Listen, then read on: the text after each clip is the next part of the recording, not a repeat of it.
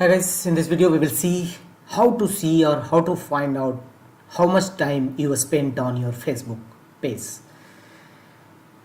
Launch Facebook app on your iPhone, Android, on Windows PC. Here go to your profile icon from the bottom right corner and here tap on three horizontal line against top left corner.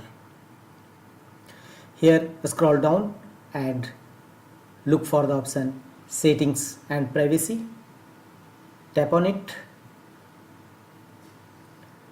Here again tap on settings.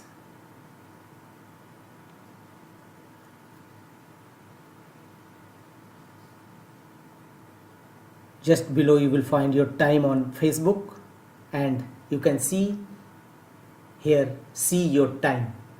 Tap on see time and you will see a time per day, average time you spend per day on your Facebook page, average time you will see, average week, and how much time weekly updates, activity log, such type of messages available here. You can easily find out how much time you spent, daytime versus night time. This is also a variation of your Facebook page, daytime versus night time, how much time you spent on your Facebook app or Facebook profile.